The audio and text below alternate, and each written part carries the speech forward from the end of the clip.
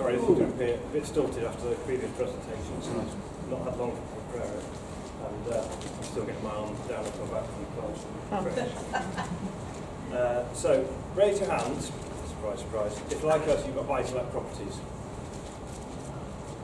Raise your hand again if 12 days ago you had a 30% rent rise. Sorry, how was it? If you've got a 30% rise in your rents 12 days ago. Well, we did. And the better news is that our tenants aren't paying a penny more. So I'd urge you to consider the sector of housing, which is not often talked about, but promises financial gains and also... Sorry, Ian, can you speak up a bit? Sorry. And gives you a chance to make a tangible difference to society. So that's social housing in the UK. And this is where I get imposter syndrome, because people who spoke earlier probably are far more qualified to talk about this than I am. Several of our properties are let out to working people on receipt of housing benefits, and some of our properties are let out to charities, local charities. Now I know what you're thinking, social housing, where's the profit in that? But I assure you that the landscape has been changing and social housing investment has evolved and presents good opportunities for those with a keen eye and a compassionate heart. Often the rates that can be achieved from social housing are based on the local housing authority rate, and that's a government set rate for each area based on the 30th percentile of the private rents in that area. On the 1st of April, 12 days ago, these rates were revised, and to our surprise in some areas we found that our rent had gone up by the aforementioned 30%, and we could put it up to that, and the housing benefit tenants can then just go to their housing authority and say our rents have increased to this, and they're eligible for that, and they get past it in their housing benefit. So, okay, the rents haven't, the LHA rate hasn't changed since 2020, so that is a rise after 3 years, but it does represent 7% year-on-year compound growth in rents, which was quite surprising for us when they released them. Some of the housing providers, such as NACRO, will even offer you 20% above the market rate. Social housing can be in the form of renting to tenants in receipt of benefits, small local charities, and that's where ours come about. We approached local charities in our area and asked if they were interested in getting housing, and we let out one to IDAS, who is our local provider of independent domestic abuse services. So they have refuges, but they have distributed housing, and they always welcome landlords who will let their property be used for that. But there are also organisations like NACRO, who, as I say, will offer 20% above the market rent for a 4-bedroom property, as long as you meet certain criteria. You have to meet the, I always get these initials wrong, HHSRS standards, and some other criteria that they may put in place, such as, particularly with NACRO, for example, it might have to be a certain distance from a school or a playground. There are also MEAs and Serco and other providers.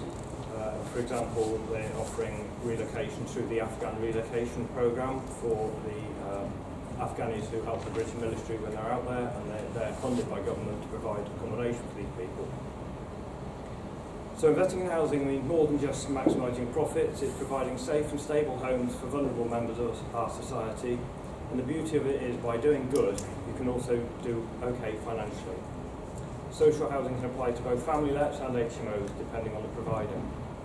So what are the pros and cons? The arguments for taking in what in some cases below the market rent is that you have little or no management costs, it's a largely hands-off operation, there's no cost of tenant finding, you have no credit checking or right to rent checks, and importantly no voids. The rent is paid regularly and there is no missing rent. There's no Section 21 evictions, no Section 8s. You get peace of mind as a landlord. You get the positive feeling that you get knowing that you're helping others in society. And you get an argument to defend yourself if you're feeling battered by the anti-capitalist all landlords are bastards brigade. Some of the cons are that you might get less rent than would otherwise be available. You might be tied into a contract, but often they have a mutually agreeable break clause, so you can exit from that. And you may find that your existing mortgage company or the mortgage companies you're trying to select is limited in your choice. So you may have to pay slightly more on the mortgage or just have a restricted access to the market. So as a landlord, depending on the contract, you're normally responsible for the maintenance of the boiler, the building fabric and the external structure such as rainwater goods and the roof. You have to provide safe and suitable living spaces for people, compliant with the HHSRS standards as I mentioned before, and there may be additional restrictions. And then you provide the statutory checks such as the gas certificate, the EICR and the EPC. So what can you expect in terms of return on investment? Well, taking for example a property we bought 2.5 years ago, it's a 2-bedroom ground floor flat with a garden, and we leased that one to IDAS to use for distributed housing for victims of domestic abuse. We bought it in a rising market, so we paid the asking price of $130,000. The average rent in that area at the time was $595, but the LHA rate in our town is dragged up by the City of York, which is close, so we actually got $650.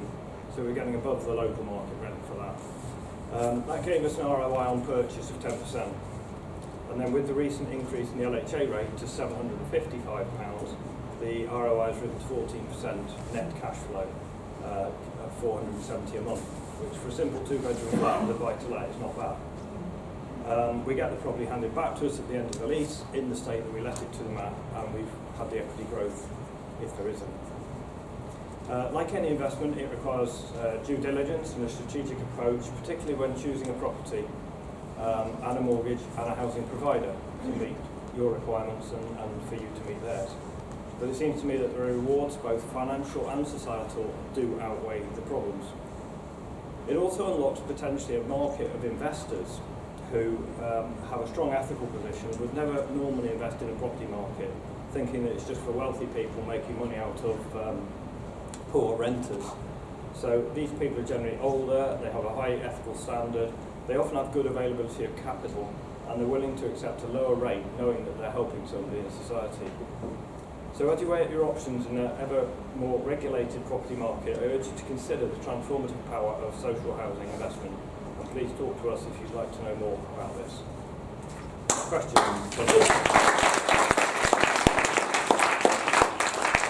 Thanks so much for the presentation. I had a quick question. Your lease documents, your contract with the tenant, does that have to go to your mortgage company, lender?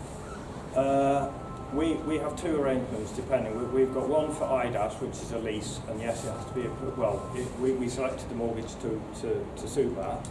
The other one is with York City Council, which is refugees from Syria that were brought over from the refugee camps that had been set up in Syria. So that once we'd identified the property and it had been approved, they allocated it to a family in Syria, and they started paying us rent on that day. It took them about 8 to 12 weeks to get the family over there, but we got the rent in that void period.